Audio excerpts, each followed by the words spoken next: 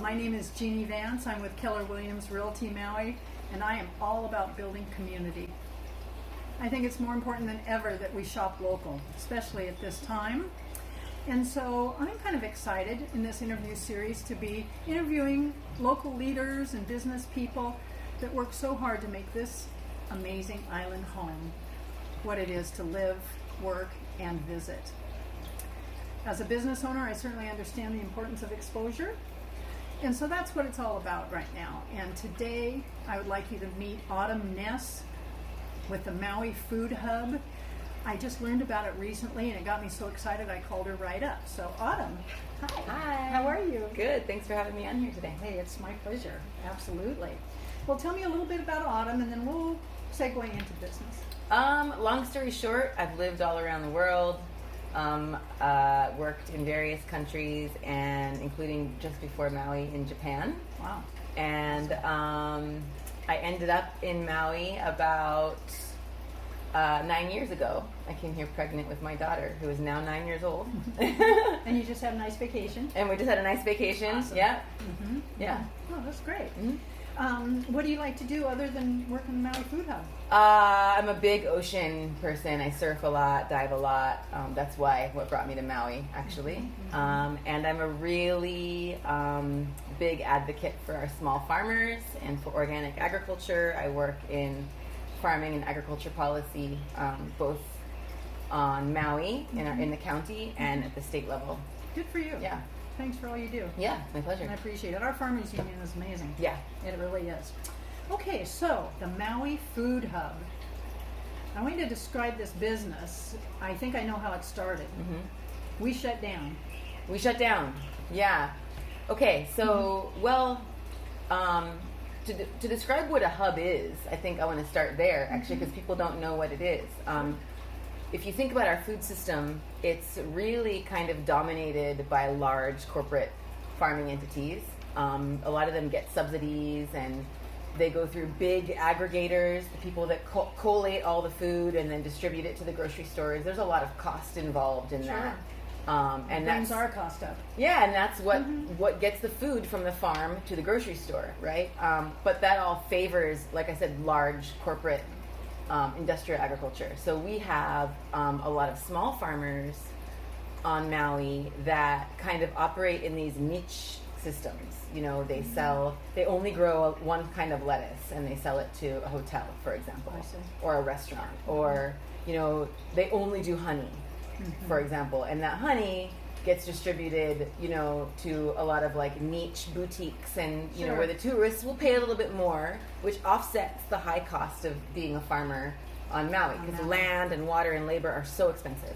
So that system has been broken for a while, and there's long been talk of needing to kind of like make a co-op, or what we're calling a hub, so that, you know, right now, for example, we have 4 farmers in a similar area in Kula, right? Mm-hmm. And each one of them is responsible for getting their produce to market on their own.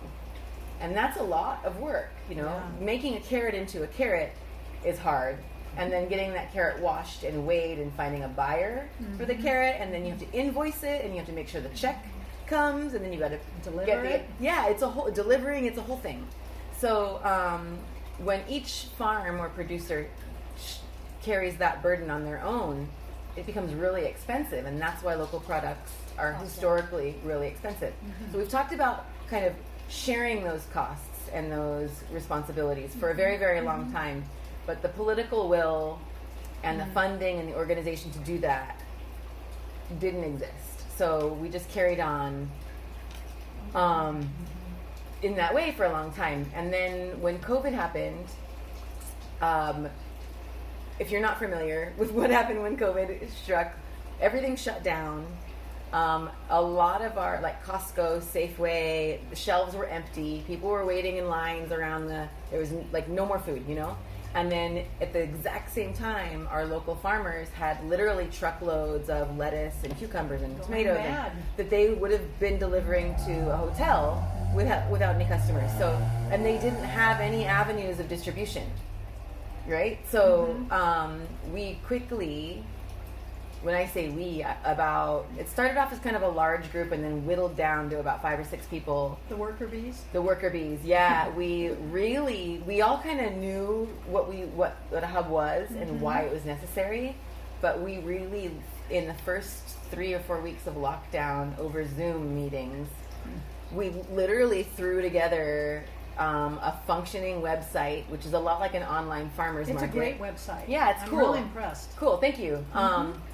And we made a system where farmers can upload, for example, I project I'm going to have 100 pounds of butterhead lettuce next week. They put it on the site, 100 1-pound items of butterhead lettuce, and then the consumer can go on there and shop. And then every Wednesday morning, the farmers on the site get a ticket that say, we sold 80 pounds of lettuce, and they have to bring that lettuce to a central facility, and we take care of the rest. We want to make it as easy as possible for farmers to sell their product, and farmers are good at farming. Yes. We want them to have more time to farm. So, well, it's an art in a way. It is an art. There are many people that are very creative, and farmers fall into that category. Yeah. They don't always have the business. Yeah. They need a right partner in order to make it. And a lot of farmers I know spend 2 or 3 days on the road making deliveries. So it's a hard life. If you sell on the hub, the consumer gets to do like a la carte shopping. It's just like going to the grocery store. Yeah. And then every farmer brings their product to our hub, and we weigh it and pack it and put it into bags, and then on Saturday mornings, a truck goes to different areas of the island full of these goodies that have been packed from all over the island, and the consumer gets it. And the cool thing is, we started this during the pandemic to float our farmers, first of all. That was the immediate, let's not let our farmers go under, right? Right. But the second goal was to build something that lasts, so that as people start to go back to normal, this continues as a habit. So we started to ask farmers, okay, if we do all of the packing and the delivery for you and the invoicing, when they come to the hub, they get a check right there. They don't have to wait. There's no... They give us the stuff, we check it, they get the money, and they get to go home, you know? Awesome. And we said, so if you could do more of this, how much more time would you have on your farm? And the answers were anywhere from like a day to 3 more days on the farm. If you could sell what I make, that gives me more time to farm. I can plant more food. Yeah. You know? I have to interrupt you right now because honestly, I am right now sort of sitting here and I'm listening to you. I just have the most wonderful thought. Okay. I'll take it. What do you got? You're strengthening the foundation of the Maui farmers so that we can continue to grow and become a sustainable island. Yeah. Yeah. Yeah. Wow, because you have to have a foundation. Yeah. And you're absolutely right. We were crippled before. We couldn't get over all the political baloney. Couldn't get in a position to be able to support them properly. Yeah. So you're right. The goal was not just to get our farmers through COVID. The goal was to get through COVID with that foundation, and we want to actually see a gross increase in the amount of food that is grown. You know, let's make the farmer's job easier so they can do what they do best. You know, I often say like there's a reason bands don't manage themselves. Oh yeah. You know, you're the artist, this is the manager. That's what the hub is. We're just like helping the farmers do what they do best. It's a right left brain thing. Totally. It's just what it is. Totally. Yeah. So, and we're seeing it happen. We're seeing it happen as we started to open back up and the restaurants are coming back to capacity. We were really nervous that the farmers would go back to the hotels and the restaurants. But that's not the case. No, they're going to be able to do both. They can do both, which means, you know, and I didn't know before the hub what beautiful lettuce and tomatoes and stuff that we were growing on Maui, because a lot of it went to the visitor industry. Yes. You know, and the tomatoes, the broccoli, oh my gosh. I didn't buy tomatoes. I didn't realize that fruits and vegetables were so old when they got here. Yeah. Okay, so this is a really cool thing. Yeah. We do, when you shop on the hub, it's harvested to order. So you shop, right? You order the things, and then the farmer gets the ticket. So they harvest it after you've bought it. That's and then so when you get it, it was in the ground probably 2 days before. I just went on a month-long vacation. No joke. This is true. I went on a month-long vacation. I just got back a couple days ago. And before I left a bunch of spinach and a couple of carrots in a plastic tub in my refrigerator. And when I came back, it was delicious. Perfectly. I ate it 2 days ago.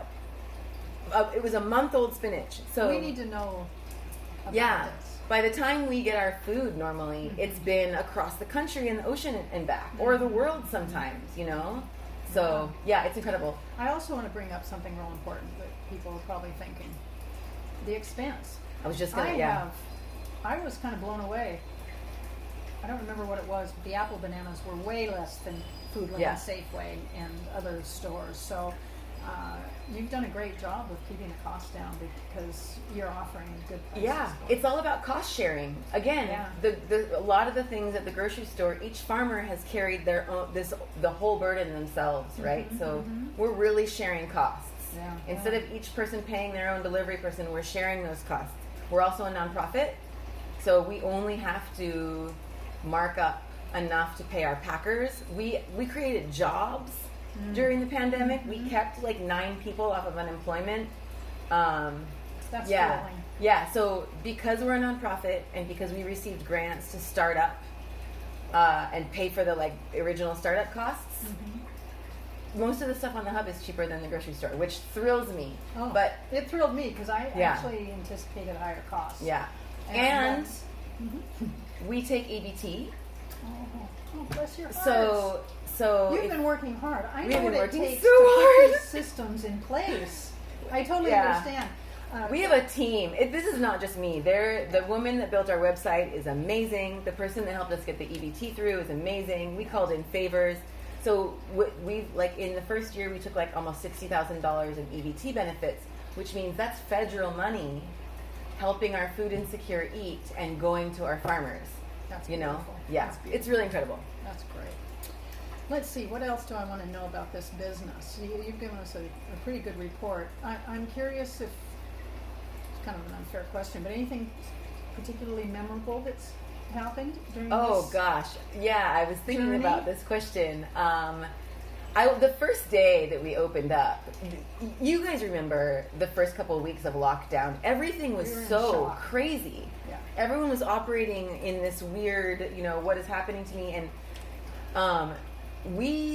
I think it was the 3rd or 4th week of lockdown that we had our first pickup, and we didn't know if anyone was going to show up. We opened the store and we didn't know, we all showed up to the pickup day. We didn't know if it was going to buy anything, and I just remember the feeling of, the first customers coming to pick up, and we were all in our masks, and it was a no-contact pickup. We had, like, when you pull up, you can pop the trunk, and we'll put it in. So there was very little contact. This is in the height of, like, COVID, And it was, I just remember thinking, I couldn't be nervous about COVID anymore, because all I could think about was how promising a functioning food hub would be for the future. I was already thinking 5 years down the line.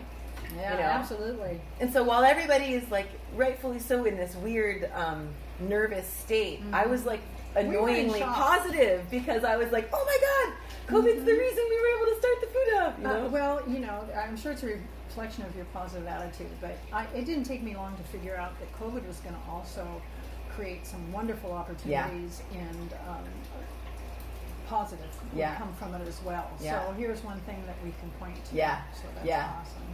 That's awesome. Anything else you'd like to share with?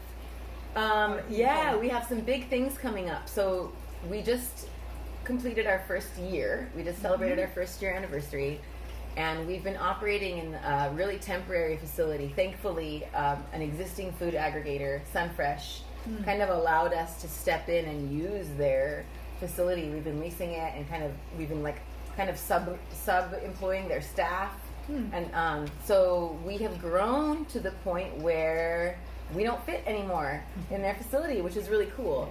And we are about to move into our own place. Nice. Which means we will have we'll be able to handle a lot more food and a lot more customers and a lot more farmers. And we just started offering home delivery. So so right now, if you want to shop, you go online, you do your shopping, and then your bag of food comes to your area. But as of now, you can also get it delivered to your house in Kihei, and there'll be expanded delivery routes all over the island soon. Awesome. Yeah, we have big plans. I can tell. We in our new facility, eventually we'll have a commercial kitchen. So, for example, if a farmer has a couple 100 pounds of tomatoes, we sell 80% of his harvest, and then there's 20% left, and there's bruised and almost off tomatoes. We'll be able to take all of that excess And do something and good turn with it into tomato sauce. Yeah. That will be available on the hub the week after.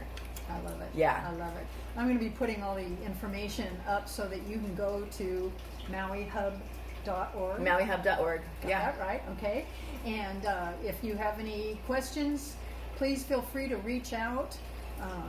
If I'm talking to anyone here on Maui that would like to be interviewed, I'd love to come talk to you about your business. So everybody take good care, stay positive. Lots of good's going to come from all this hardship. And we are so lucky and blessed to be on Maui. Yeah? Yeah. Thank you. Okay. Everybody take care.